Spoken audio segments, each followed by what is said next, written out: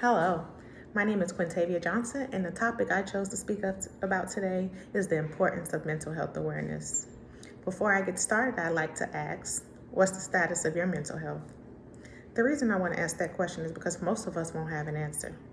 We won't have an answer because we're simply unaware of what mental health is, or we've drawn our own conclusion about what it is based off common misconceptions. Our mental health can be determined by several factors. Factors like biological factors, things and events that we've experienced in our lives, as well as our family's history. Sounds like it's nothing to it, right? Actually, it's quite important to the quality of life we choose to live. Our mental health can play a role in so many things about our life, like how we make decisions, how we handle stress, and even how we maintain relationships with others. In order to understand the importance of mental health awareness, it's important that we go ahead and address some of the stigmas surrounding mental health.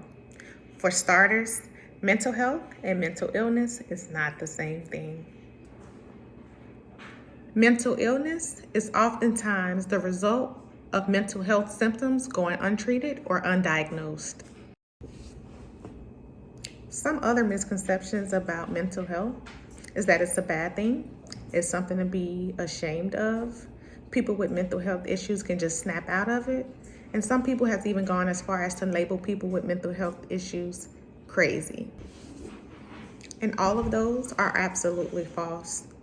In actuality, people who realize that their mental health is being challenged can't typically control those symptoms at all. But they can seek help, receive treatment, and even go on to live healthy lives afterwards.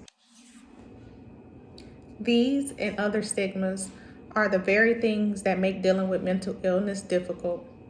Those who realize that they may be suffering from mental illness are oftentimes in denial because they don't want the people around them to think the worst about them.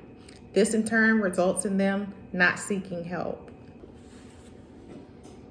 Some of these resources include anonymous hotlines, psychotherapies, hospital treatment, home remedies, and so many more. So many people are taking steps to embrace some of the resources that are readily available to them just to make sure they are maintaining their mental health in a healthy place. And the stigmas are changing.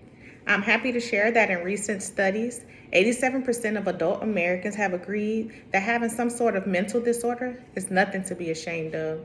So as a result, there's been an increase in the number of adults that are seeking mental health treatment. All of this takes me back to my original question. What's the status of your mental health?